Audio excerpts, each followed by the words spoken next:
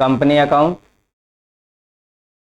और इसमें पहला यूनिट जिसमें हमने सारे फॉर्मेट पढ़े थे बैलेंस शीट का और प्रॉफिट एंड लॉस का, कंप्लीट हो चुका था। आज सेकेंड यूनिट, असल में बेस जो है वो यही है, कंपनी अकाउंट का बेस यही से स्टार्ट है। तो सेकेंड यूनिट शुरू करने जा रहे हैं जिसमें हमें कंपनी में शेयर कैसे इशू किए जाते हैं उसके बारे में पढ़ना है, फॉर फीचर पढ़ना है, री इशू पढ़ना है और सारी बातें पढ़नी है। तो ट्वेल्थ में लगभग ये सारी ही चीज़ें पढ़ चुके हो।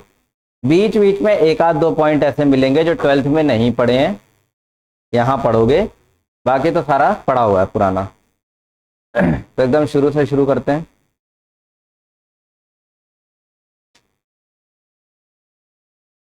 तो शुरुआत से ही अगर देखेंगे तो इसमें एक टर्म आएगा जिसे कहते हैं issue of share.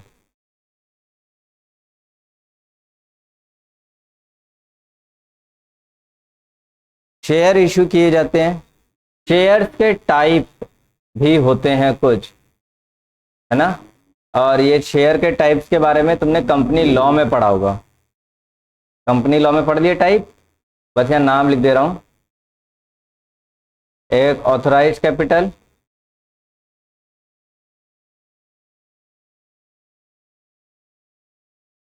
Company law, अच्छा परसों की क्लास में छुट्टी पे था ना शायद, नहीं कल ही तो पढ़ाया था, company act.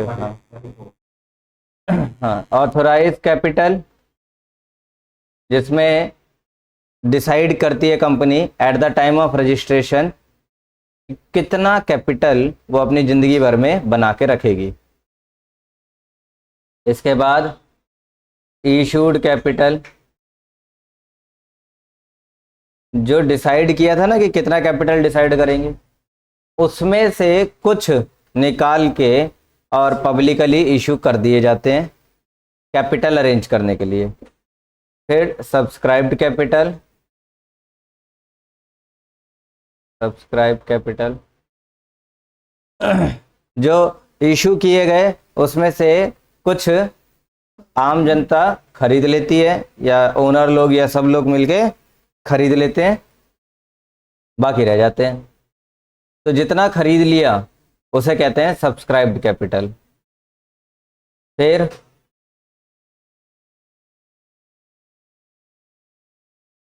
Called up capital, company ने कितना पैसा मंगवाया मेंबर्स से, उस अमाउंट को कॉल्ड अप कैपिटल कह देंगे। और उसके बाद पेड अप कैपिटल, पब्लिक ने या यूं कह लो मेंबर्स ने, शेयर होल्डर्स ने कितना अमाउंट पे कर दिया है कंपनी को, उस अमाउंट को पेड अप कैपिटल कहते हैं। समझे? ये तो थे टाइप ऑफ शेयर कैपिटल। अभी बात करना है कि जब शेयर को इशू किया जाता है तो दो तरीके से हम इसको समझते हैं। एक तो होता है जो लमसम इशू होता है, लमसम इशू, ठीक है। क्या मतलब हुआ लमसम इशू का? सारा पैसा इकट्ठा मंगा लिया, एक ही बार में सारा पैसा मंगा लिया कंपनी ने शेयर होल्डर्स से। और दूसरा इशू जो होता है वो होता है इंस्टॉलमेंट। मान लेते हैं एक शेयर की कीमत 10 रुपये कंपनी ने इशू करा और सारे शेयर होल्डरों से कहा कि भाई मुझे पूरा एक शेयर पे पूरा 10 रुपया चाहिए, मैं इसमें कोई डिस्काउंट या कटौती नहीं करूंगा, ये भी नहीं कि बाद में दे देना, ऐसा कुछ नहीं। This is called lump sum issue. Clear है पॉइंट? फिर आते हैं इंस्टॉलमेंट पर। तो इंस्टॉलमेंट में क्या होता है कि कंपनी इसी 10 रुपये को कई हिस्सों में तोड़ देती है, 4 3 2 1 तोड़ दिया। अब इंस्टॉलमेंट में मंगाया, पहले कहा 4 रुपये लाओ, तो सारी पब्लिक आई 4 रुपये दे के चली गई है। एक शेयर पे 4 रुपये दिए, तो जिसने जितने शेयर खरीदेंगे उस हिसाब से उसका पेमेंट बन गया। फिर एक आध 2 महीने बाद कंपनी ने कहा 3 रुपया लाओ, तो सब आए अपना अपना पैसा दे के चले गए। फिर 1 महीने 2 महीने बाद कंपनी ने कहा 2 रुपये लाओ, फिर कहा 1 रुपया लाओ। तो जब जब कंपनी पैसा मंगवाती है, शेयर होल्डर आते हैं, कंपनी को पैसा दे के और चले जाते हैं। ऐसा कंपनी करती है, इसे कहते हैं इंस्टॉलमेंट है। इनके अपने नाम भी हैं। पहली इंस्टॉलमेंट इज कॉल्ड एप्लीकेशन, दूसरा इंस्टॉलमेंट इज कॉल्ड अलॉटमेंट, फिर तीसरा फर्स्ट कॉल, फिर अगला आता है जिसे कहते हैं सेकंड कॉल, है ना, और इसके बाद फाइनल कॉल। तो इनमें यही इतने टाइप के इंस्टॉलमेंट हैं। इसी को कंपनी किसी भी तरीके से मंगवा सकती है। जैसे मैंने यहाँ पर 4 3 2 1 लिखा है, मतलब 4 3 2 1, यानी सेकंड कॉल पे ही सारा पैसा आ गया, फाइनल कॉल की ज़रूरत ही नहीं पड़ी। तो सेकंड कॉल को ही फाइनल कॉल बोल दिया जा सकता है। या फिर ऐसे हो सकता है 1 1 1, मंगवाना ही तो है, कैसे भी मंगा ले। तो डिफरेंट केसेस में डिफरेंट तरीके से कंपनी पैसा मंगा लेती है। इसमें कोई दो मच दिक्कत नहीं है ना, ठीक है। सवाल ये उठता है कि कंपनी ऐसा करती क्यों है भाई, इंस्टॉलमेंट पे क्यों पैसा मंगवा रहे हैं। एक फंडामेंटल है वेस्टेज ऑफ मनी या wastage of fund. 12th class में पढ़ा होगा फाइनेंशियल मैनेजमेंट चैप्टर में, बिजनेस में है objectives of financial management. Fund का वेस्टेज ना हो, इसलिए पूरी प्लानिंग करके चलनी पड़ती है। अब सारा पैसा एक ही बार में 10 रुपया पूरा एक ही बार में मंगा लिया, मान लेते हैं कंपनी ने 1 लाख शेयर इशू करे थे और हर शेयर के 10 रुपये, मतलब कि 10 लाख रुपया पूरा आ गया ना कंपनी के पास, कैपिटल के रूप में आ तो गया। लेकिन क्या लग रहा है, ये पैसा बर्बाद नहीं होगा? कंपनी के अपनी एक्टिविटी में भी लगेगा, और जब ज़्यादा रखा हो तो बर्बाद भी होने लगता है। जैसे तुम ही लोग हो, मान लो कि अपने कोचिंग की फीस इंस्टॉलमेंट में दे रहे हो, घर वालों ने इकट्ठा ही दे रखा होता, तुम्हें इकट्ठा दे रखा होता, मैं तो इंस्टॉलमेंट पे ले रहा हूँ, है ना। घर वालों ने इकट्ठा दे दिया और तुमने क्या करा कि इंस्टॉलमेंट पे देना है तो ठीक है कोई बात नहीं, एक इंस्टॉलमेंट मुझे दे दी। उसके बाद क्या वो जो बचा हुआ पैसा है तुम आखिरी इंस्टॉलमेंट तक बिल्कुल एज इट इज बचा के रख पाते, है ना? उड़ा देते। कैसे उड़ाते? शाम को दोस्त आ गया घर पे, चलना जरा चाय पीने चलते हैं, गए चाय पीने, 500 रुपये फूक दिए। फिर अगले 2 दिन बाद चलो थोड़ा आज कुछ खा पी के आते हैं, गए 1000 रुपये वहाँ फूक दिए। यही होता। कभी कोई मूवी आ गई अच्छी खासी, दोस्तों को अगर चला तेरा भाई मूवी दिखाएगा, गए 2000 रुपये फूक दिए, सारा पैसा खत्म। और यही होता है wastage of fund. Company wastage से बचना चाहती है, बहुत डर लगता है कंपनी को वेस्टेज से, इसलिए इंस्टॉलमेंट पे पैसा मंगाते हैं। जब जब जरूरत हो तब तब पैसा आ जाए, और पैसा आते ही जरूरत में वो पैसा लग जाए, इधर उधर कहीं पर बर्बादी ना हो। आ गया पॉइंट समझ में? ये हो गई इतनी बातें। क्या क्या सीखा यहाँ पर? एक तो ये है टाइप ऑफ अपने कैपिटल, टाइप ऑफ कैपिटल सीख लिए। और इशू करते हैं तो 2 तरीके से इशू हो जाते हैं, एक हो जाता है लमसम और दूसरा हो जाता है इंस्टॉलमेंट के तरीके से। इंस्टॉलमेंट में हमने देखा कि ये सारी बातें आती रहती हैं। अभी हम देखेंगे इनकी जर्नल एंट्रियां। पहले लमसम के लिए जर्नल एंट्री देखेंगे।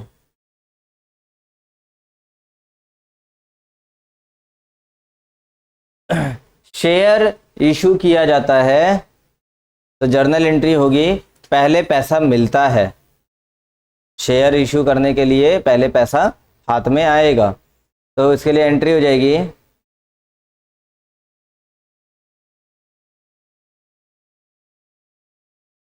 Bank account debit to share application and allotment account. Allotment account. अब क्योंकि तुम्हें तो बकायदा फॉर्मेट के साथ चलना है, तो ये जो डेबिट लिखा हुआ है इसे यहां ना लिखकर यहां लिखेंगे।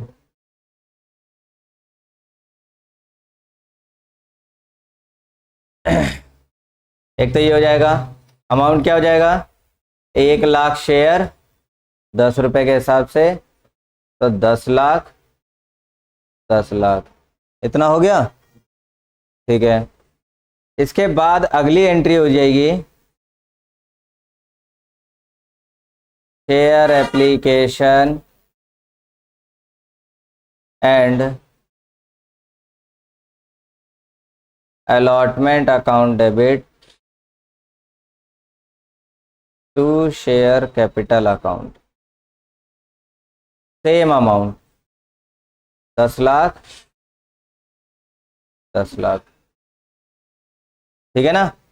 असल में ये जो है ये रिसीव की एंट्री है।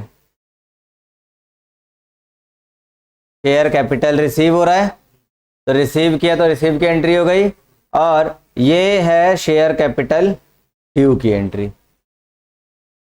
ड्यू का मतलब होता है पेमेंट मिलने का टाइम हो गया।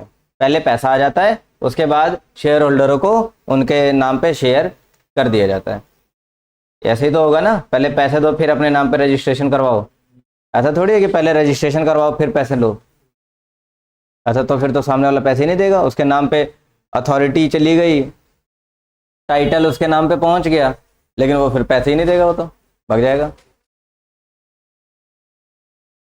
बात क्लियर हो रही है ना। खैर ये तो था लमसम, कॉपी करना है।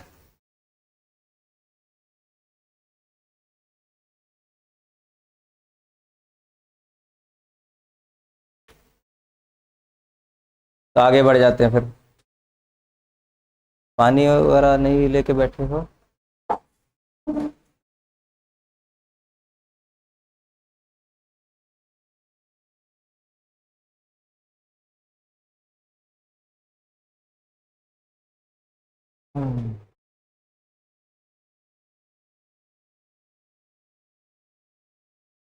अब की बार रमजान तो बड़े अच्छे से बिताएगा, छुट्टियां चल रही होंगी।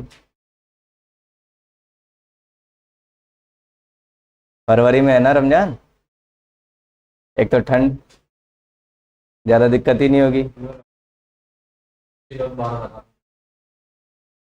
हाँ नहीं, अब तो ठंड रहेगी तो अब तो कोई दिक्कत ही नहीं है।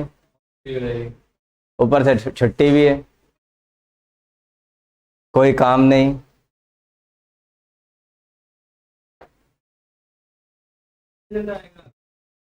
और जिस दिन रिजल्ट आएगा रात में बिरयानी।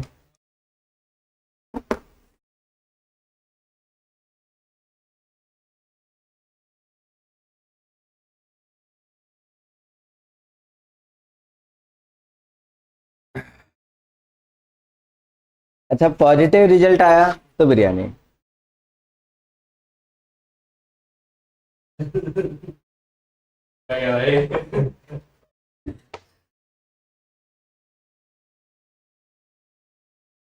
भाई मैं नेगेटिव के लिए नहीं बोलूंगा।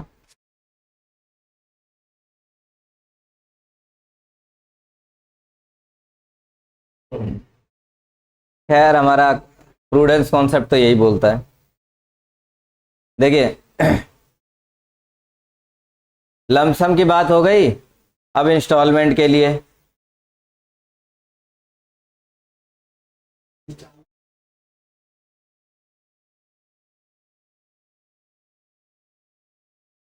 अगर इंस्टॉलमेंट पे चल रहे हैं हम, तो यहाँ पर ध्यान देने योग्य बातें क्या हैं।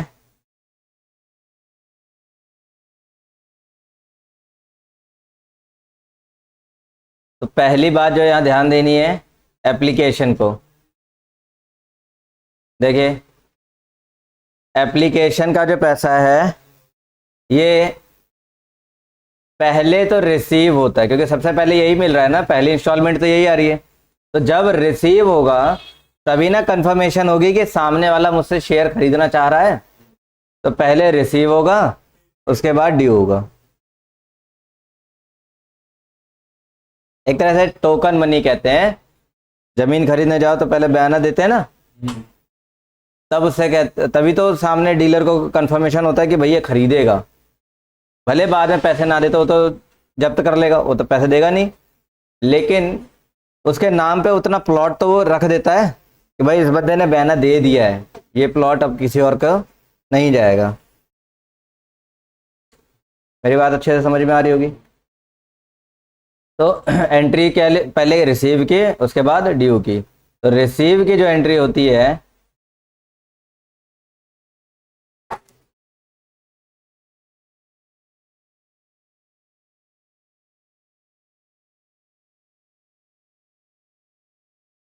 रिसीव की एंट्री होगी bank account debit to share application account.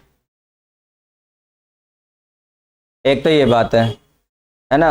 मैं अपना दिए हुए एग्जाम्पल को ही लगा के चल रहा हूँ। एप्लीकेशन पे 4 रुपये, अलॉटमेंट पे 3 रुपये, फर्स्ट कॉल पे 2 रुपये, और मैं मानता हूँ कि सेकंड कॉल नहीं है, सीधे फाइनल कॉल है 1 रुपये। तो ऐसा मान के चल रहा हूँ, तो इसी एग्जाम्पल से मैं पूरा टॉपिक समझा दूंगा आराम से। तो एप्लीकेशन 4 रुपये की है ना, तो 1 लाख शेयर 4 रुपये के हिसाब से 4 लाख 4 लाख हो गया। तो ये तो एप्लीकेशन हो गया, पहले तो रिसीव की हुई एंट्री। अब ड्यू के लिए होगी। तो ध्यान रखना, अपना नरेशन जरूर लिख के चलना है। ये नरेशन के लिए ही बता रहा हूं मैं। Being application money received, being application money due. तो इसके लिए हो जाएगा share application account debit to share capital account. यहाँ भी 4 लाख और 4 लाख एप्लीकेशन आ गया। कुछ समय बीतेगा, कंपनी को और पैसे की जरूरत पड़ेगी, अलॉटमेंट मंगा लेगी कंपनी। तब अलॉटमेंट देखते हैं जरा।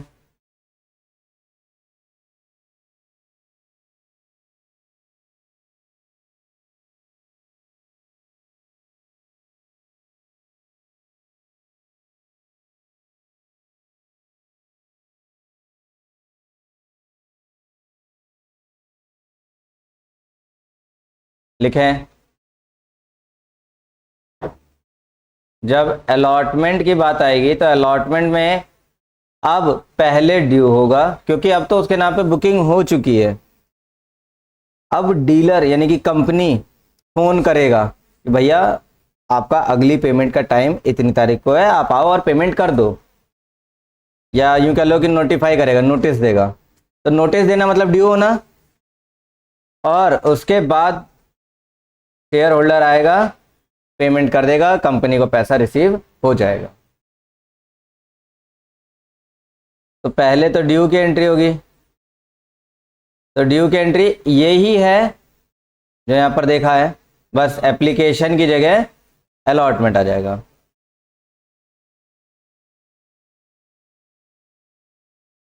शेयर अलॉटमेंट अकाउंट डेबिट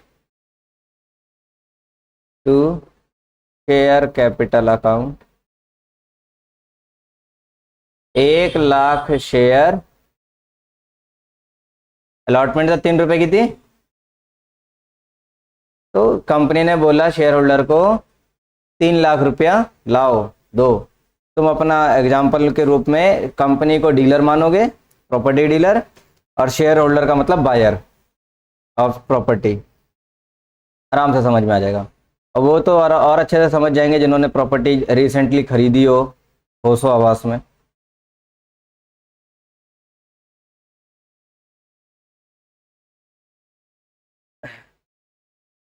तो अगली जो है रिसीव की एंट्री हो जाएगी, तो bank account debit to share allotment account, वही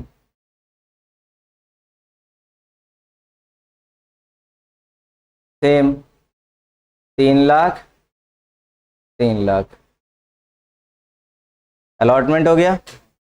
इसी तरह फर्स्ट कॉल के लिए करेंगे, तो फर्स्ट कॉल में अब तो ड्यू रिसीव होगा, केवल एप्लीकेशन में रिसीव ड्यू था, बाकी सारे ड्यू रिसीव। तो जब फर्स्ट कॉल की बात करेंगे तो यहाँ अलॉटमेंट की जगह फर्स्ट कॉल आ जाएगा, और फर्स्ट कॉल वाला कीमत है 2 रुपया, तो 2 रुपये से मल्टीप्लाई करके 2 लाख आ जाएगा। ऐसे ही फाइनल कॉल की बात करेंगे तो यहाँ फाइनल कॉल आ जाएगा, बाकी सारा सेम। ठीक है, कुछ करना है कॉपी?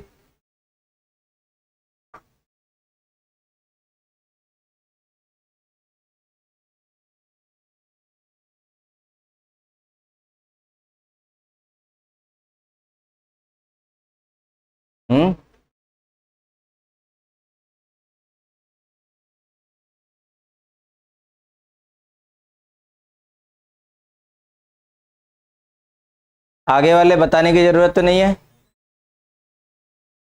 सीधे अगले टॉपिक पे बढ़ते हैं। ये तो बहुत आराम से समझ में आ गया होगा। आगे की टॉपिक पे बढ़ेंगे।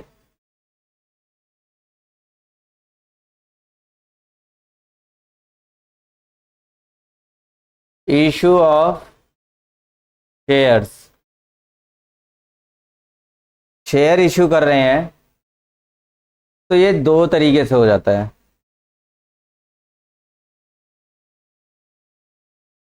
एक होता है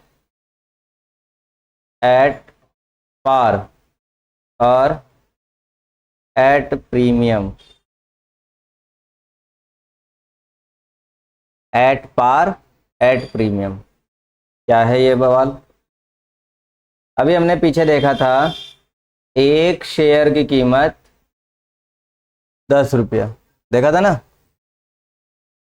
कंपनी अगर वो 10 रुपये के शेयर को पब्लिकली शेयर होल्डर्स के बीच में या मेंबर्स के बीच में 10 रुपये पर ही बेचती है, this is called at par. और अगर 10 रुपये से ज़्यादा पे बेचती है, कितने में भी, 11, 12, 15, 50, 500, कितने में भी बेचे, this is called issue at premium. Premium का मतलब होता है एक्स्ट्रा, एक अपनी गुडविल का अमाउंट कंपनी मांगती है, क्योंकि सामने वाला पर्सन शेयर खरीद के कंपनी का मालिक बनने आया है। शेयर का कीमत 10 रुपया है, कंपनी जो कि अपनी एक रेपुटेड कंपनी है, समझ रहे हो ना। रेपुटेड कंपनी का मालिक केवल 10 रुपये दे के बन जाएंगे? ये तो वो यूट्यूब पे दिखा आने वाले एडों की तरह 20 रुपया महीने का लगा कर आप अपना खुद का बिजनेस स्टार्ट कर सकते हैं, आते हैं ना ऐसे, कौन से वो सारे फर्जी ड्रॉप शिपिंग वगैरह आते रहते हैं। अच्छा, देखा तो होगा, ड्रॉप शिपिंग वगैरह के ऐड वगैरह आते रहते हैं यूट्यूब में, बीच बीच में प्रमोशन के रूप में आते हैं, दिखाते हैं कि हमारी कल की सेल, पिछले हफ्ते की सेल 11 लाख, 12 लाख, 15 लाख, 20 लाख, 50 लाख ऐसे दिखाते हैं, फिर भी यूट्यूब पे आके और अपना कोर्स बेचने में लगे पड़े, है कि नहीं भाई? जब तुम 50 लाख रुपए वहां से कमा रहे हो, जियो, यूट्यूब पे फ्री में वीडियो बना के डालो, सामने वाला सीख ले। कोर्स बेचने की क्या जरूरत है भाई? जिसको देखना होगा, सीखना होगा, सीख लेगा तुम्हारी वीडियो देखकर। कमा तो तुम यूट्यूब पे भी लोगे, लेकिन ना वो कोर्स बेच के ही सिखाएंगे, और पब्लिक है अंधाधुंध पैसा लगा लगा के खरीदती है उनके, है क्या? एक्चुअली ये सारे आप तरीके निकले नए नए। पहले वो एक छिछोरा गर्दी चलती थी, नेटवर्क मार्केटिंग, खैर वो तो अभी भी चलती है, वो टारगेट करते हैं 18 साल के बच्चे और 18 से अबव वाले बच्चे, इन्हें टारगेट करते हैं 18 से लेकर 22-23 साल के। और एक कोई छपरी आके खड़ा हो जाता है कि 2 साल पहले मेरे पास कुछ नहीं था, मैं इस घर में रहता था, ये है मेरा पुराना घर, आज 2 साल के बाद मेरा ये रहा नया घर। आगे 2-4 गाड़ियां खड़ी होती हैं, एक BMW, एक मर्सिडीज, एक जैगवार, एक लैंड क्रूजर, सब खड़ी होती हैं कि 2 साल में मैंने इतना कर लिया, तुम भी कर सकते हो। तब लीचड़गिरी है। मतलब जो इंसान अगर इतना बड़ा घर इतना बढ़िया तरीके से कर रहा है, ऑब्वियसली उसकी अपनी मेंटालिटी यही रहेगी कि ये पैसा केवल मैं कमाऊं और ना कमाए कोई, यही तो रहेगी ना मेंटालिटी। तुम भी हो, तुम अगर महीने का 20-25 लाख रुपया कमा रहे हो, तो किसी ने पूछा भाई कैसे कमा रहे हो, तो उसको तुम अपने कमाई का राज बता दोगे? नहीं बताओगे ना। ये ह्यूमन नेचर है। क्यों नहीं बताओगे? क्योंकि नज़र लग जाएगी। अब वो पब्लिकली आके और सेमिनार करते हैं, होता कुछ नहीं है उनके पास। गांव में जाओ तो वही तबेले में गोबर साफ कर रहे होते हैं वो। वैसे ही ये सारे आते हैं कि बेचने वाले। इन सब चीज़ों के लफड़ों में मत पड़ना। तुम्हारी एज अब वही है, 18-19 वाली एज है। अचानक कोई आ जाए तुम्हारे पास कि भाई देखो, बस ऐसे ही होगा कि बस 1500 रुपये का प्रोडक्ट खरीदना है, तुम हमारे मेंबर बन जाओगे, 3 मेंबर आप जोड़ोगे, महीने में तुम्हें इतना पैसा मिलने लगेगा और 2 महीने में ये तुम्हारा 1500 रुपये रिफंड हो जाएगा। उसके बाद तो बस बैठे रहो और पैसा कमाते रहोगे। ध्यान रखना इस तरह की ये चीज़ें। पता नहीं कब किसी ज़माने में दाढ़ी वाले बाबा ने बोल दिया था कि नेटवर्क मार्केटिंग देश का भविष्य है। बस अब उसके बाद तो नेटवर्क मार्केटिंग के जितने ये एजेंट सारे चापलूस बैठे हैं, उसी एक स्टेटमेंट को पकड़ के और प्रोडक्ट बेचने लगते हैं और जोड़ने लगते हैं लोगों को, और जोड़ते भी हैं। आगे के लिए बता रहा हूँ, ध्यान रखना। नेटवर्क मार्केटिंग अनएम्प्लॉयमेंट क्रिएट करने का सबसे बड़ा तरीका है। नेटवर्क मार्केटिंग से पूरा का पूरा देश बर्बाद हो जाएगा, क्योंकि प्रोडक्टिविटी एकदम खत्म हो जाएगी। हर कोई लोगों को जोड़ने में ही लगा रहेगा, तो प्रोडक्शन काम कौन करेगा? हैं? अब तो ये तरीके सोशल मीडिया पे भी आने लग गए। लोग पोस्ट करते हैं कि देखो मेरा ये क्लाइंट है या मेरा ये पर्सन, मेरी टीम इतना कमा गई, आप भी कमा सकते हो। खूब आता है ये, और इन्फ्लुएंस हो भी जाते हैं। मत होना भाई, पैसा डूबेगा ही और कुछ नहीं होगा।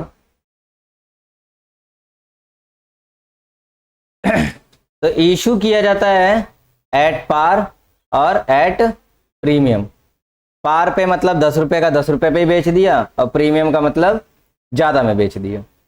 बेचना नहीं, इशू करना। या सेल वर्ड इस्तेमाल नहीं होता है, इशू वर्ड होता है। और खरीदना नहीं होता, बाय नहीं होता है यहाँ पर, है सब्सक्राइब होता है। बात यह आती है कि हमने अभी पीछे जो जर्नल एंट्री पढ़ी, ये कौन से केस की पढ़ी है? तो ये पढ़ी हमने पार, क्योंकि 10 रुपये का 10 रुपये ही तो आया है। टुकड़ों में ही आया सही, लेकिन आया तो 10 ही रुपये है। तो हमने पार के लिए पढ़ लिया, प्रीमियम के लिए पढ़ना है। प्रीमियम का पैसा, जैसे मान लेते हैं मैं 12 रुपये मान के चल रहा हूं, तो प्रीमियम तो 2 रुपये हुआ ना। प्रीमियम का पैसा हो गया 2 रुपया। तो ये 2 रुपया कहाँ आता है?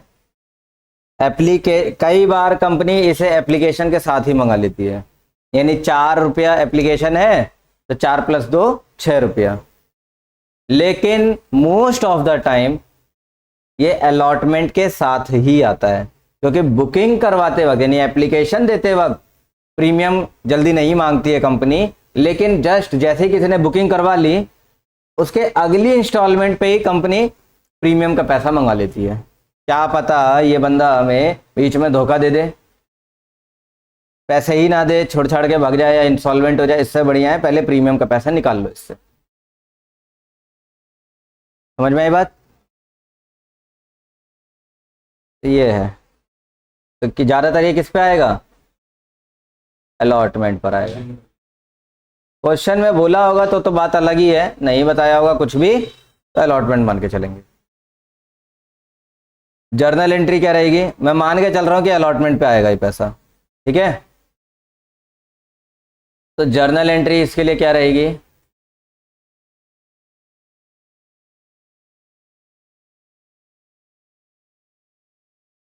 पहले ड्यू के लिए जर्नल एंट्री देखेंगे, उसके बाद रिसीव के लिए देखी जाएगी।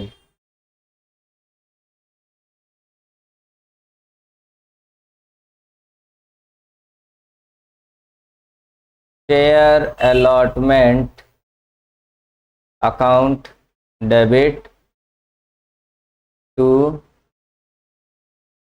शेयर कैपिटल अकाउंट टू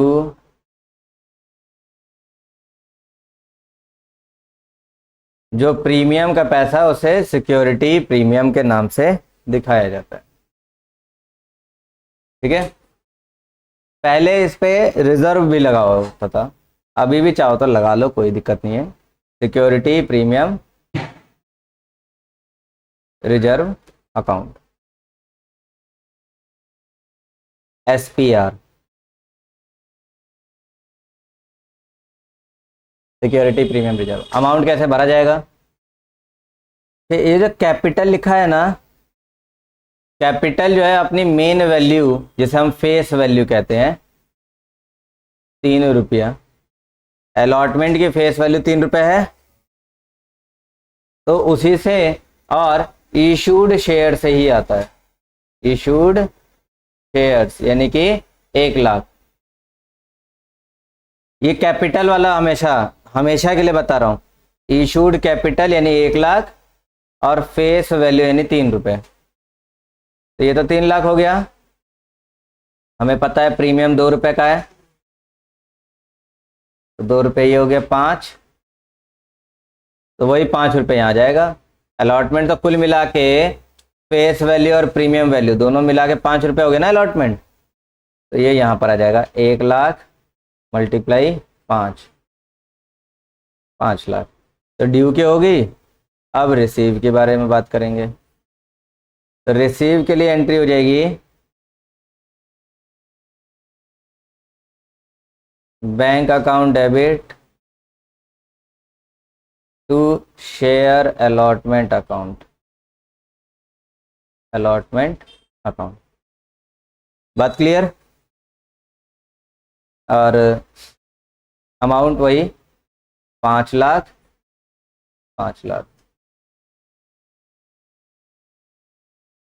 ये हो गया प्रीमियम की कहानी।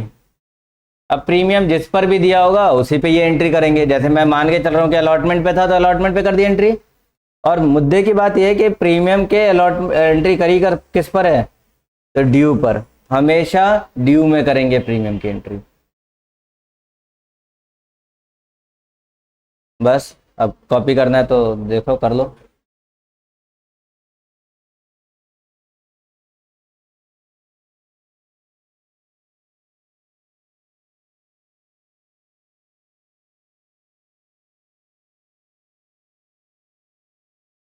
आगे बढ़ जाएं,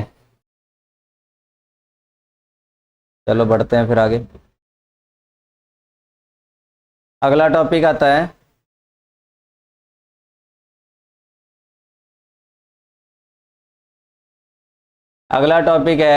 सब्सक्रिप्शन का।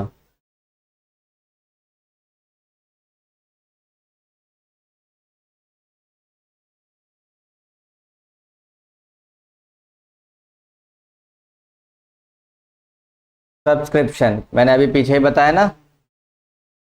सेल को यहां पर यूज करते हैं वर्ड इशू, और परचेज को वर्ड इस्तेमाल करते हैं सब्सक्रिप्शन, सब्सक्राइब करना। असल में सब्सक्राइब करने का मतलब होता है मेंबर बनना, तो उसी से वर्ड बना है सब्सक्रिप्शन।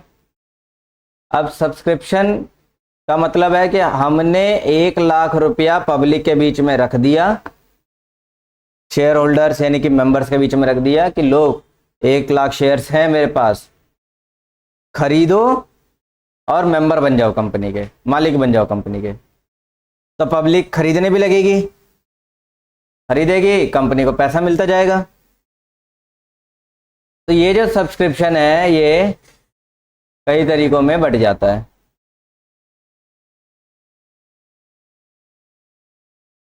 लहर मारने लग गया। एक जैसे हम कहते हैं full subscription,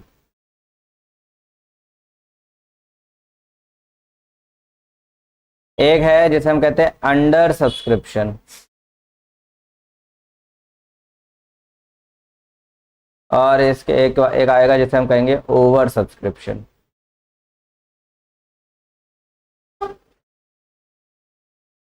full subscription, under subscription and over subscription.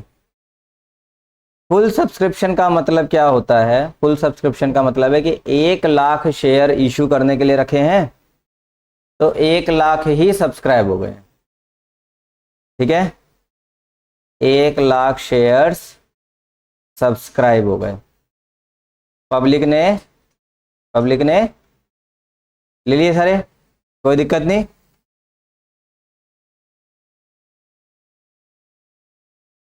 Under subscription का मतलब हो गया 1 लाख हम लेकर गए पब्लिक के बीच में, लो भाई पब्लिक ने 90,000 शेयर्स मान लेते हैं सब्सक्राइब करें हैं बस। ऑब्वियसली ऐसा थोड़ी, अब तुम आलू लेके निकलो बेचने बाजार में, जरूरी है सारे आलू बिक ही जाएं? बिक जाए अच्छी बात है, लेकिन कुछ तो रह ही सकते हैं। तो 90,000 बिके। आगे की बात, ओवर सब्सक्रिप्शन। ओवर सब्सक्रिप्शन में क्या है, हमने 1 लाख रुपया प्रेजेंट करा है, 1 लाख शेयर प्रेजेंट करें हैं कि लोग सब्सक्राइब करो, लेकिन पब्लिक जो सब्सक्रिप्शंस के लिए एप्लीकेशन देने लग गई वो 1 लाख शेयर से ज़्यादा का हो गया। ऐसा भी हो जाता है, जितना शेयर रखे हैं इशू करने के लिए उससे ज़्यादा एप्लीकेशन आ जाती है। तो मान लेते हैं कि 1,30,000 शेयर्स सब्सक्राइब हो गए। अब सबसे बड़ा सवाल ये है कि 30,000 तो ज़्यादा आए हैं, क्या करा जाए इस 30,000 का?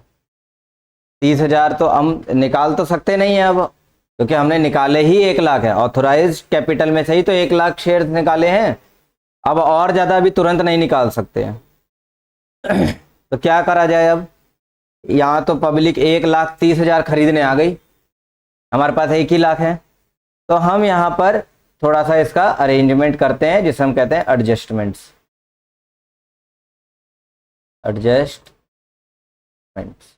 एडजस्टमेंट करते हैं फिर इसका। कोई दिक्कत नहीं यहाँ तक, तो इसे कॉपी कर लो फिर आगे बढ़ते हैं।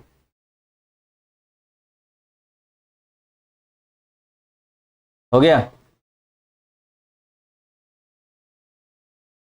फुल सब्सक्रिप्शन और अंडर सब्सक्रिप्शन में तो मेरे ख्याल से ज़्यादा, फुल सब्सक्रिप्शन की बात बता दूं, सारी जर्नल एंट्रियां इसी 1 लाख शेयर्स से होंगी। सारी जर्नल एंट्री 1 लाख शेयर से, मतलब एप्लीकेशन से लेकर फाइनल कॉल तक सारी एंट्रियां, ड्यू रिसीव सब 1 लाख से। अंडर सब्सक्रिप्शन के केस में भी 90,000 शेयर्स से एप्लीकेशन से लेकर फाइनल कॉल तक सारी एंट्रियां करते चलोगे। हैं? दिक्कत कहाँ आएगी?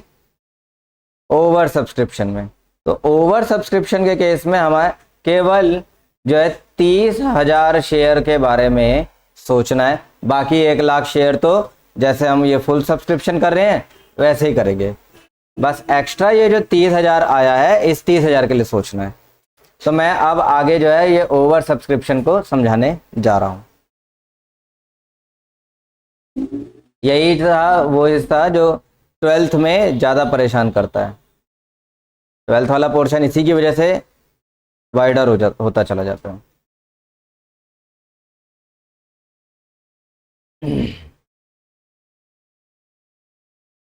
Over subscription, over subscription over subscription की बात करें तो 30,000, मैं एग्जांपल के लिए लेके चल रहा हूं कि 30,000 शेयर्स ज़्यादा आए हैं ना,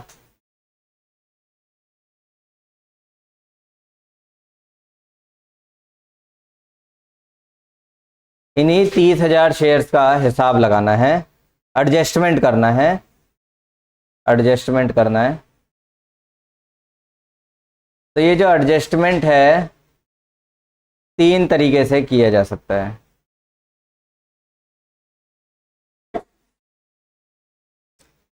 तीन तरीके से एडजस्टमेंट करते हैं। पहला तरीका है कि ये जो 30,000 शेयर्स ज़्यादा आया, मतलब ज़्यादा एप्लीकेशन आ गया ना, ये इन एक्स्ट्रा 30,000 शेयर्स का पैसा वापस कर दो इन्हें।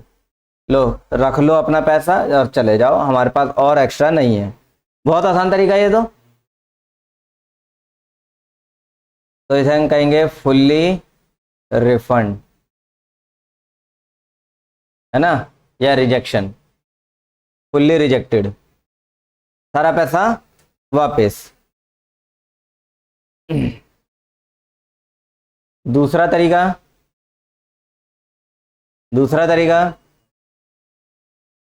जो सारा 30,000 शेयर का जितना पैसा, कितना पैसा 30,000 का आया होगा ज़्यादा, एप्लीकेशन ही तो आया होगा। एप्लीकेशन है 4 रुपए की हमारी, तो 4 3 12, 1,20,000 रुपये ज़्यादा आया है। तो पहला केस तो था कि 1,20,000 रुपये सारा का सारा वापस कर दें। दूसरा केस है कि सारा पैसा आगे की इंस्टॉलमेंट पर एडजस्ट कर दें, क्योंकि 30,000 शेयर तो हम दे नहीं पाएंगे, देंगे तो 1 ही लाख। जो ये 1,20,000 आए हैं, हम उन्हीं शेयर होल्डरों से कहेंगे कि तुम क्या करो, थोड़ा सा शेयर कम ही ले लो भाई, थोड़े से शेयर कम ले लो। तुमने 50,000 शेयर खरीदने के लिए तुम 40,000 ले लो। अब 10,000 जो ज़्यादा हैं उनका पैसा तुमने दे दिया है ना, तुम क्या करो, अलॉटमेंट भी आओगे ना देने उन्हीं 40,000 शेयर पे, है। तो उन 40,000 शेयर्स पे जब तुम अलॉटमेंट देने आओगे तो जो तुम्हारा 10,000 शेयर का एक्स्ट्रा पैसा मैं रख रहा हूं अपने पास, वहां पे काट दूंगा। अरे सिंपल सी बात है, वो फीस वाला तरीका समझो। कोई पेरेंट्स आए, उसने कहा कि हमें चारों सब्जेक्ट का ट्यूशन लगवाना है, तो मेरे पास सब्जेक्ट तो 3 ही है मान लो, और चारों सब्जेक्ट का वो ट्यूशन मेरे को एडवांस देके चली गई, चारों सब्जेक्ट का 5-5 हज़ार रुपया एडवांस देके चली गई, तो 20,000 रुपये देके चले गए। मतलब मेरे पास सब्जेक्ट कितने हैं, 3 ही सब्जेक्ट है मान लो, तो फिर एक्स्ट्रा 5,000 मेरे पास आ गया ना। अब या तो मैं वो एक्स्ट्रा 5,000 रुपये उनको वापस दे दूं, ये लो अपना पैसा, और अब मेरे पास 3 ही सब्जेक्ट है, चौथा सब्जेक्ट मेरे पास नहीं है, आप इसे रख लो। या फिर दूसरा तरीका क्या है, आप अगली इंस्टॉलमेंट देने आओगे अगले महीने, तो उसमें आप 3 के 15,000 रुपये फिर से दोगे ना, तो ये जो 5,000 कटवा के 10,000 रुपये देना बस। क्लियर हो गया पॉइंट। तो इसे कहते हैं हम fully adjustment, fully adjusted on further installment, आगे के इंस्टॉलमेंट पर अच्छे से एडजस्ट करते हैं इसे। हो गया। फिर आता है तीसरा केस। तीसरा है कि थोड़ा सा वापस कर दें, थोड़ा एडजस्ट कर दें। जैसे वो अभी जो 5,000 वाला केस था, कहा कि लो 2,000 रुपये आप वापस ले जाओ, है 3,000 रुपया आप अगले महीने वाले फीस में कटवा लो, अगले महीने 15,000 ना देकर 3,000 कटवा के 12,000 रुपये देना आपस। क्लियर हो गई बात। तो इसे हम कहेंगे partially refund and partially adjust. तो इस केस में क्या होगा, मान लो रिफंड के लिए बात करेंगे अगर, 30,000 शेयर्स हैं, तो 30,000 शेयर्स में 10,000 शेयर्स रिफंड कर दिए और बचे अभी जितने 20,000 उसे हम कर देंगे एडजस्ट कर देंगे 20,000 शेयर्स।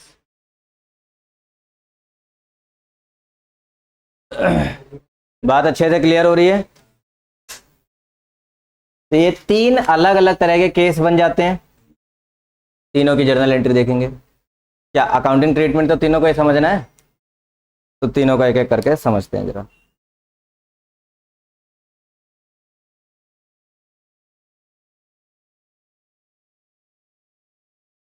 केस नंबर 1,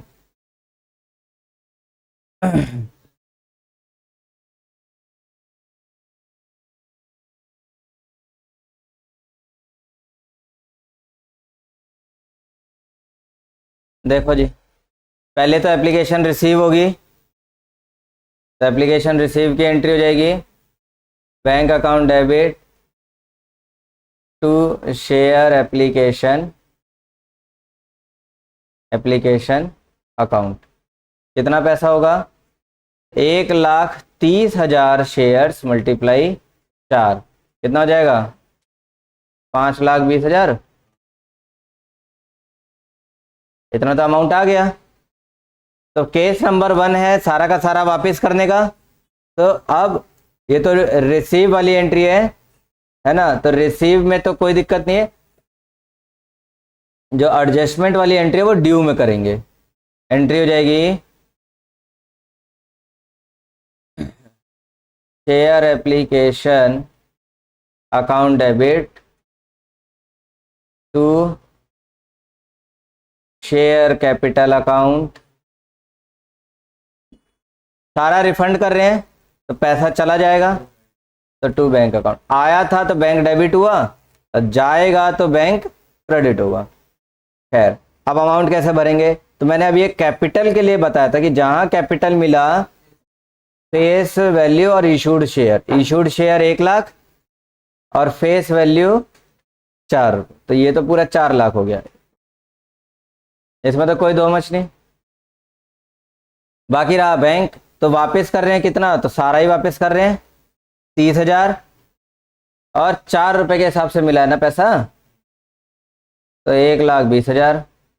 और बचा अब ये शेयर एप्लीकेशन, तो शेयर एप्लीकेशन जितना ऊपर था क्रेडिट में उतना ही नीचे डेबिट में होगा। डेबिट क्रेडिट बराबर हो जाता है, तो ये मामला अपने आप ही खत्म हो जाता है। केस नंबर 1 क्लियर हो गया, सारा पैसा वापस। अब आगे allotment, first call, second call, final call, जो भी एंट्री करेंगे सब 1 लाख से करेंगे। आगे कोई खिच पिच या रोने वाली बात कुछ है ही नहीं। अलॉटमेंट का आगे की एंट्री और फर्स्ट कॉल, फाइनल कॉल सब 1 लाख शेयर के साथ ही करेंगे। बढ़ जाएं, आगे बढ़े।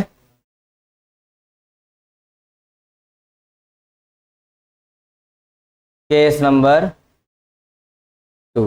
अब केस नंबर 2 क्या है? Fully adjusted. अच्छा, यहाँ पीछे शायद लिखा नहीं था। हाँ, फुल्ली रिफंड।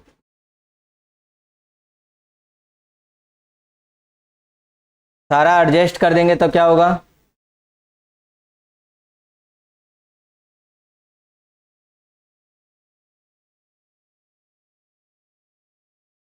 देखिए, पहली एंट्री तो एप्लीकेशन रिसीव की होगी, bank account debit to share application account.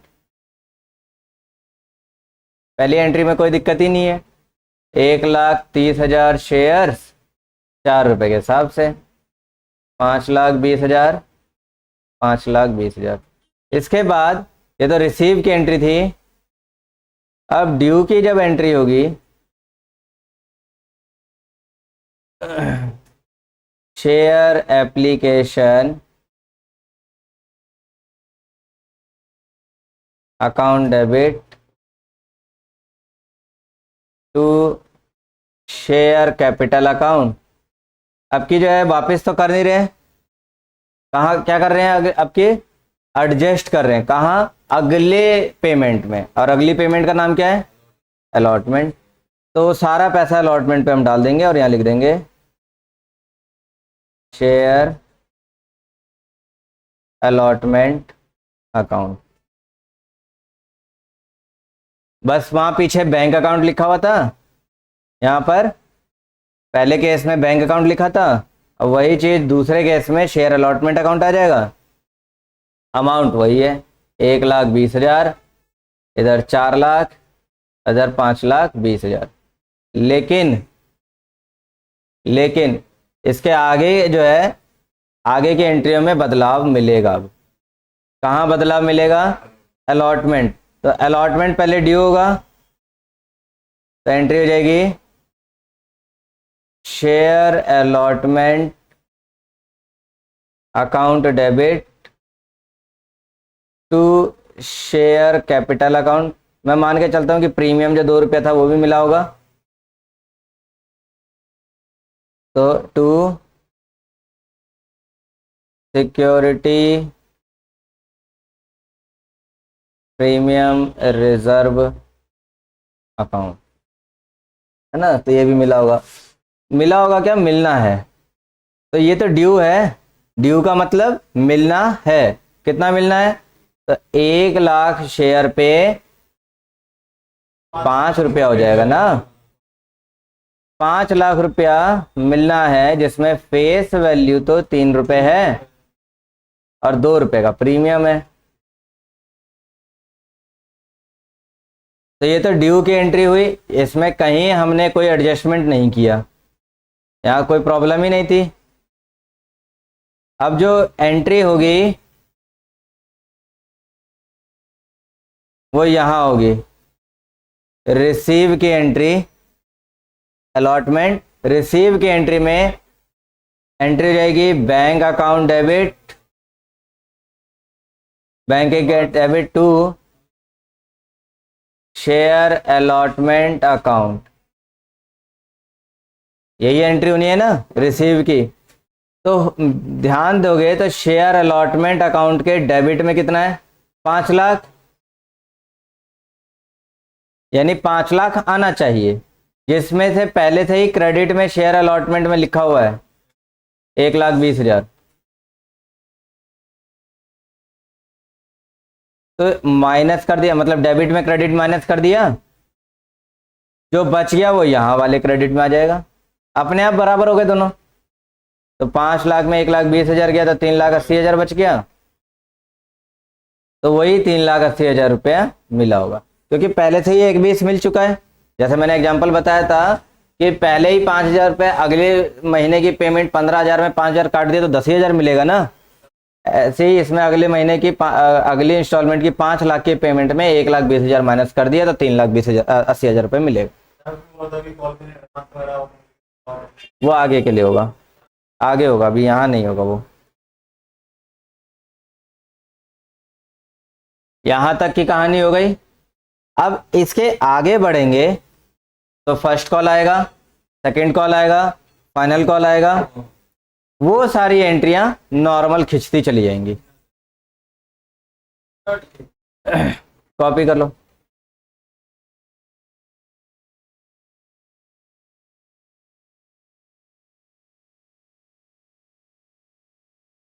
करो कॉपी जल्दी।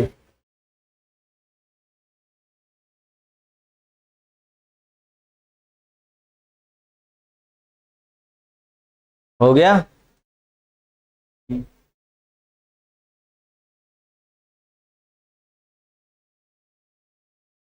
हम्म,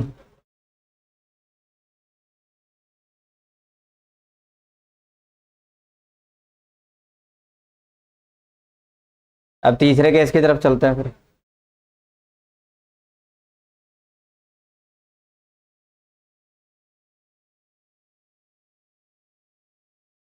थर्ड केस, केस नंबर 3, इसमें पार्शली रिफंड और partially adjusted, partially refund and partially adjusted.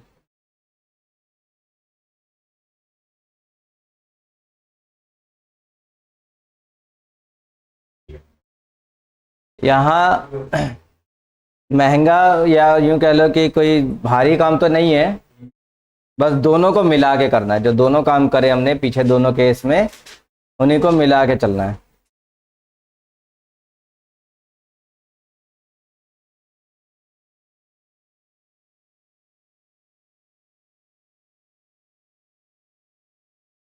पहले तो एप्लीकेशन रिसीव होगा, तो रिसीव की entry bank account debit to share application account. कितना रहेगा? पूरा 130 आया है, तो 130 मल्टीप्लाई 4, 520, 520। अब ड्यू की एंट्री होगी, एप्लीकेशन ड्यू की एंट्री हो जाएगी, तो ड्यू के लिए एंट्री हो जाएगी, तो share application account debit to share capital account. एक तो ये कुछ वापस कर दिया तो उसके लिए आ जाएगा टू बैंक अकाउंट, और कुछ एडजस्ट कर दिया है तो उसके लिए आएगा शेयर अलॉटमेंट अकाउंट। हो गया एडजस्टमेंट। तो यहाँ तो 5,20,000 आएगा, और ये कैपिटल है तो ये तो मैंने बताया इशूड शेयर और फेस वैल्यू 4 लाख से रहेगा। अच्छा, बैंक की बात करेंगे तो इसमें हमने क्या करा है? आधा आधा नहीं, कितना था? 10,000 शेयर रिफंड कर रखे हैं, तो 10,000 रिफंड कर रहे हैं तो 10,000 के हिसाब से चलेंगे ना। 10,000 मल्टीप्लाई 4, 40,000 रुपये रिफंड कर दिए, बाकी बचते हैं 20,000 मल्टीप्लाई 4, 80,000। ये हम लेके चले गए अलॉटमेंट पर एडजस्ट करने। अब जब अलॉटमेंट ड्यू होगा तो ड्यू के वक्त तो कोई दिक्कत ही नहीं है। Share allotment account debit to share capital account है, और प्रीमियम पे होगा तो प्रीमियम आ जाएगा, सिक्योरिटी प्रीमियम रिजर्व अकाउंट। हो गया। अमाउंट कितना कितना हो जाएगा? ये 1 लाख से ही रहेगा। अब मिलना तो उतना ही है, 1 लाख इंटू 5, 5 लाख, जिसमें ये 1 लाख इंटू 3 हो जाएगा, 3 लाख, और रिजर्व एसपीआर तो 2 लाख का है, तो 2 लाख हो गया। देन जब रिसीव की बारी आएगी, अलॉटमेंट रिसीव की बारी आएगी, तो कुछ पैसा तो मिलेगा और कुछ नहीं मिलेगा। क्यों नहीं मिलेगा?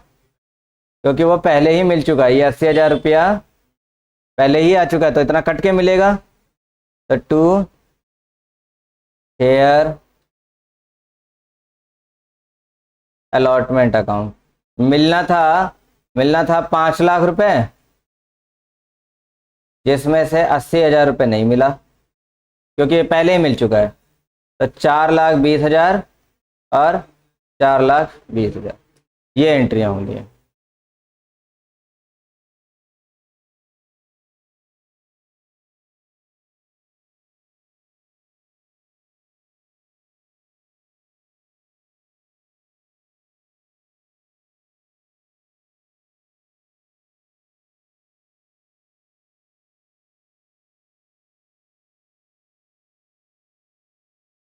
तीनों केस हो गए।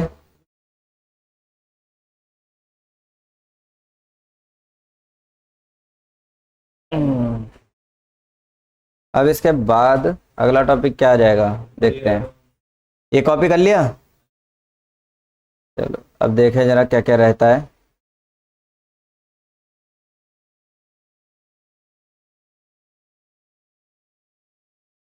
Full subscription under over.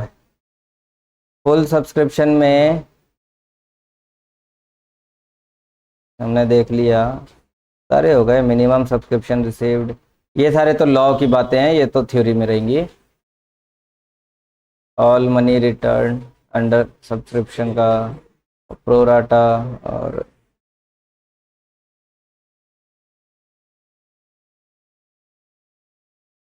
Face value और प्रीमियम पर सिक्योरिटी प्रीमियम अकाउंट क्रेडिटेड। देखो यहाँ पर ये बात लिखी है, मैं बता रहा था कि पहले इसे रिजर्व में भी लिखते थे लेकिन अब रिजर्व नहीं लिखते हैं, सिक्योरिटी प्रीमियम अकाउंट है ना। अच्छा, तो पार और प्रीमियम डिस्काउंट पे क्यों नहीं है, तो यहाँ लिखा हुआ है as per section 53 of company act 2013 कोई भी शेयर डिस्काउंट पे इशू हो ही नहीं सकते, कोई भी मतलब fresh issue, except sweat equity shares. हाँ, ये इसके बारे में बाद में डिस्कस कर लेंगे, स्वेट इक्विटी क्या है। खैर है, आगे बढ़े। बाकी ये तो इंट्रोडक्शन है, इसको तो मैंने समझा ही दिया।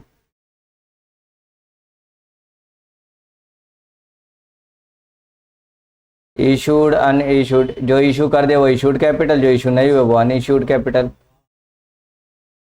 इनका मतलब यही है। यहाँ पर है कि बैलेंस शीट में कैसे दिखाया जाए, पिछले यूनिट में बैलेंस शीट का फॉर्मेट था और यहाँ बताया गया है कि बैलेंस शीट में कैसे शो किया जाए, तो इसको किया जाएगा थोड़ा सा क्वेश्चंस कर लेने के बाद। प्रेफरेंस शेयर्स के टाइप्स हैं, ये सारा थ्योरी का पार्ट है, सब थ्योरी का पार्ट है ये, इसको एक बार निगरानी रख लेते हैं इस पर। टाइप ऑफ शेयर्स में ये तो शेयर्स के दो टाइप हैं, इक्विटी शेयर और प्रेफरेंस शेयर्स। प्रेफरेंस शेयर्स की बात करते हैं तो प्रेफरेंस शेयर्स के भी अपने कुछ टाइप है, cumulative preference shares, non cumulative preference shares, participating preference shares, non participating preference shares, redeemable preference share, non redeemable preference share, convertible preference share, non convertible preference shares. बहुत सारे preference shares हो गए, तुमने नाम तो एक का भी नहीं पढ़ा होगा क्योंकि तुमने 11th पढ़ी ही नहीं है। 11th में सारे बता दे रहा हूँ, फटाफट जल्दी हो जाएंगे। क्यूमुलेटिव प्रेफरेंस शेयर्स का मतलब होता है एक, ये वो प्रेफरेंस शेयर्स है जिसमें डिविडेंड जो है साल दर साल अगर नहीं बांटा कंपनी ने तो हर साल का इकट्ठा होता जाएगा और 2-3 साल 4 साल बाद इकट्ठा एक ही बार में डिविडेंड दे देंगे। आया समझ? ये होता है क्यूमुलेटिव प्रेफरेंस शेयर्स। और नॉन क्यूमुलेटिव वाले अगर इशू करें और तुमने प्रेफरेंस शेयर्स नॉन क्यूमुलेटिव खरीदे हैं तो तुम्हें क्यूमुलेट करके नहीं मिलेगा, हर साल मिलता रहेगा अलग अलग, है ना।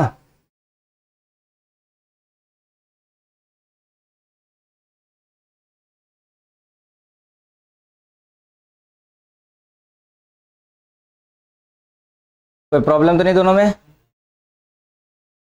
फिर पार्टिसिपेटिंग, ये थोड़ा सा इक्विटी जैसा है, कुछ राइट्स मिल जाते हैं कंपनी के डिसीजन में पार्टिसिपेट करने के, और नॉन पार्टिसिपेटिंग उसी का उल्टा, तुम केवल वोटिंग की बात ही नहीं, डिसीजन मेकिंग में पार्टिसिपेशन मिलना।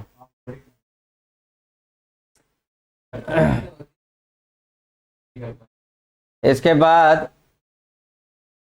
Redeemable non redeemable preference share. Redeemable का मतलब है वो प्रेफरेंस शेयर जिन्हें 2-4 साल बाद वापस लौटा दिया जाएगा पैसा। इशू करते वक्त ही बताते हैं कि हम रिडीमेबल प्रेफरेंस शेयर इशू कर रहे हैं या नॉन रिडीमेबल है। हाँ, आगे भी यूनिट है इसके, तो वहाँ पे पढ़ ही लोगे इसको। फिर नॉन रिडीमेबल, इसको रिडीम नहीं किया जाता, ठीक है।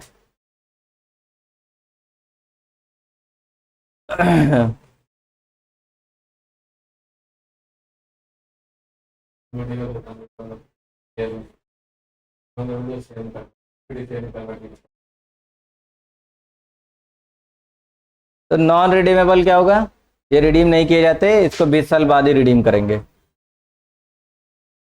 क्लियर? रिडीमेबल वाला तो जब डिसाइड किया गया है तभी रिडीम करेंगे, नॉन रिडीमेबल तो डिसाइड ही नहीं किया, जब मर्जी तब रिडीम कर दो, नहीं करते तो 20 साल बाद करना है, ये 20 साल से ज़्यादा का होता ही नहीं है। आगे कन्वर्टिबल, ये है थोड़ा सा कन्वर्टिबल प्रेफरेंस शेयर्स, ऐसे प्रेफरेंस शेयर जिनको इशू करा आज पब्लिक को दे दिया और कंपनी को बाद में मन किया तो इसको बदल देंगे, प्रेफरेंस शेयर को इक्विटी में बदल दिया या प्रेफरेंस शेयर को डिबेंचर में बदल दिया, बदल सकते हैं, है ना, ज़रूरत के हिसाब से कंपनी की अपनी स्थिति के हिसाब से इसे बदला जा सकता है। डन। और नॉन कन्वर्टिबल तो ये बहरूपीय किस्म के नहीं है, ये कभी नहीं बदले जाएंगे।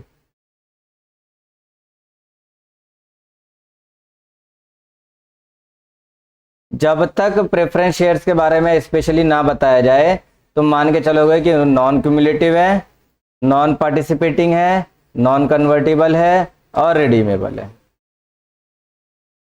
जब तक अलग से ना बताया जाए।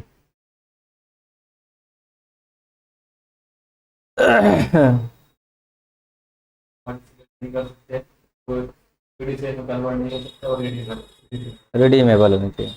बाकी इक्विटी शेयर है, इक्विटी शेयर के बारे में तो ज़्यादा कुछ इसमें है ही नहीं, ये तो खरीदने वाला मालिक ही बन जाता है। इशू ऑफ शेयर्स की बात है,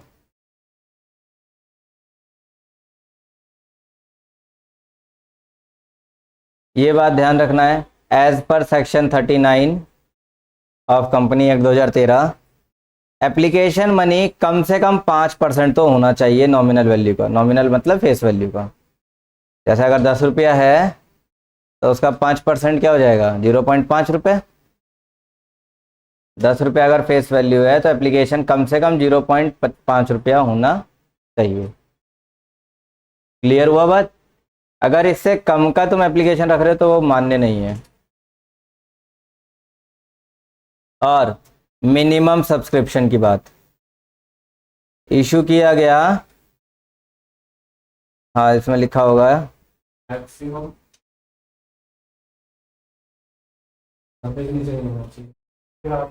मिनिमम 90% सब्सक्राइब हो जाने चाहिए शेयर्स।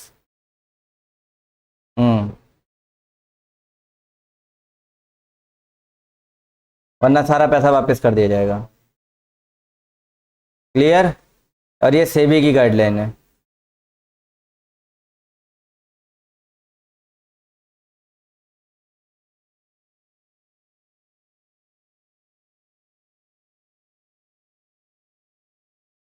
और डेज भी बताए हैं, देखो यहाँ 70 दिन,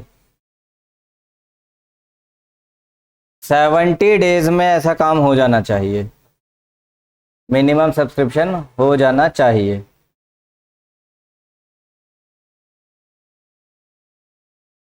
लेटर की बात बोली 60 डेज।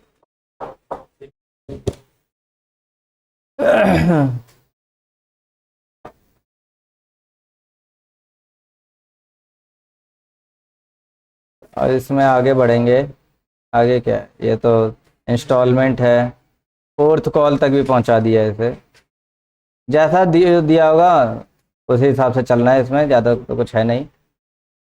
आगे क्या क्या है?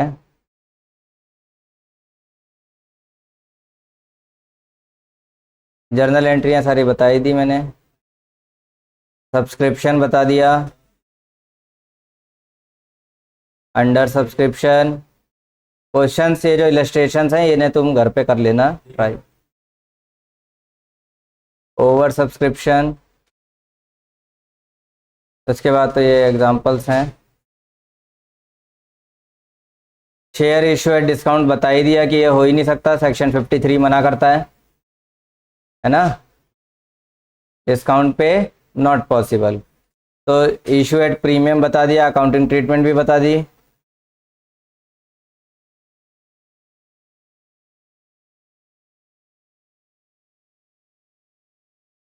एप्लीकेशन पे आ जाए, प्रीमियम अलॉटमेंट पे आ जाए, सब बता दिया। ओवर सब्सक्रिप्शन, ओवर सब्सक्रिप्शन बता दिया है, ये प्रो राटा रहता है, इसे अगली क्लास में करवा दूंगा। प्रो राटा है, calls in arrear, calls in advance है। ये है जो टॉपिक तुम्हें एक्स्ट्रा में समझना है, ट्वेल्थ में नहीं था। अब तक का तो सारा ट्वेल्थ का ही है। Calls in arrear, calls in advance तो था, ये interest on calls in arrear, calls in advance. फिर forfeiture, reissue at par at premium, reissue of forfeited shares, consideration. ठीक है, अगली क्लास में इतने को कवर कर देते हैं।